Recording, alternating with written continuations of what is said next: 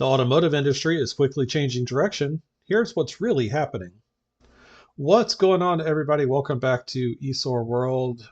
Today we are talking real automotive news, not press releases, not marketing hype, but what's actually happening behind the scenes in the automotive industry and how it's affecting real drivers, buyers, and owners. Because right now the automotive industry is doing something extremely interesting. It's quietly changing direction. So let's get into it. We're starting in Europe, where regulators just fined several major automotive battery manufacturers over $80 million for what they're calling is running a cartel. These companies were accused of price fixing starter batteries.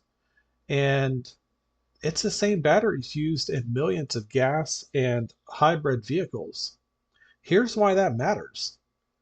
When suppliers collide, manufacturers pay more. When manufacturers pay more, you pay more. This isn't just about innovation or inflation. It's about companies quietly inflating cost for over a decade. And this reinforces something a lot of consumers have already suspected. Car prices didn't just go up because supply chain issues. Some of it was corporate behavior. Now, let's talk about a big shift that is happening, especially in Europe and the UK. Automotive manufacturers are pushing back hard against the planned 2035 ban on new gas and diesel vehicles. And recently, politicians are starting to listen. Why? Well, because the EV adoption isn't happening the way that it was promised. Here's the reality. EVs are still extremely expensive. Charging infrastructures isn't ready.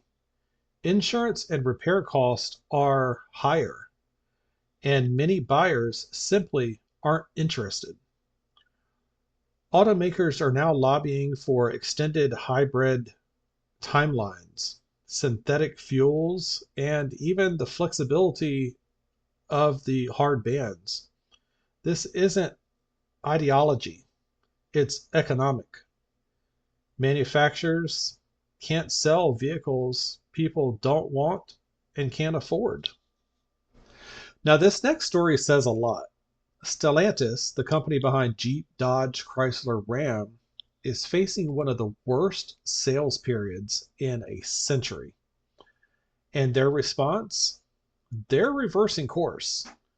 They're bringing back discontinued gas models, reconsidering V8 engines, pulling back aggressive EV targets, and they're even talking about relaunching the Hemi. Why? Because, well, frankly, customers stopped buying. Jeep buyers want durability and capability, not expensive electrification that doesn't match real world use. I mean, come on, guys. Who wants a Jeep Wrangler that's electric that you can't drive, you know, up to your hips in mud and water?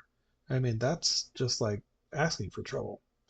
Anyway, this is important because it shows something's very clear. The market, not the regulators, ultimately decide.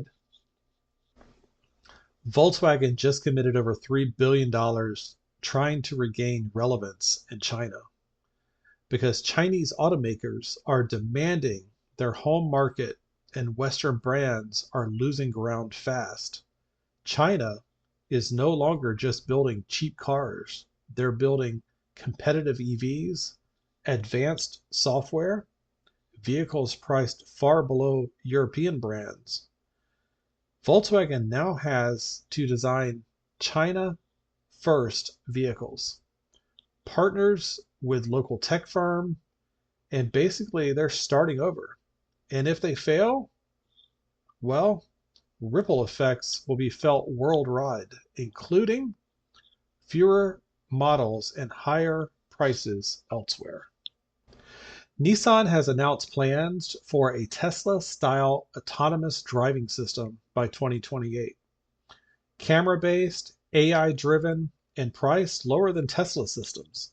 Sounds great, but here's the caution. Fully autonomous still isn't legally approved. Camera only systems struggle in bad weather, and liability still remains unclear. This feels more like a competitive response than a finished product. Cool tech? Yes. Ready for the real world? Not quite yet. So, what does all this mean if you're a consumer? Here's the takeaway. Gas and electric vehicles, they're not going anywhere anytime soon. EV mandates are being softened and they're not being accelerated. Used car supplies are improving drastically. Automakers are being forced to listen to consumers again. This is actually great news for the buyer. More choice, more competition, less one size fits all policy. The auto industry is at a crossroads, and for the first time in a while, reality is pushing back against the hype. Let me know what you think. Are EVs being pushed too fast? Why would you buy one today? Or why wouldn't you buy one? Or are hybrids and gas vehicles still the smarter choice? If you appreciate real automotive news without corporate spin, hit the like, subscribe, and I'll see you in the next one. That is going to be it here on ESOR World. You have survived through the very first podcast episode, and I hope you guys enjoyed. If you would like to see a behind the scenes of this actual podcast being filmed, you can follow me over on ESOR World on YouTube, ESOR World on Facebook, and ESOR World on TikTok and Instagram. All of the recordings of these videos are done here live on YouTube for my audience to watch, and you are welcome to go over there and watch them as well. I will catch you guys in the next podcast episode. Thank you for listening and have a great day.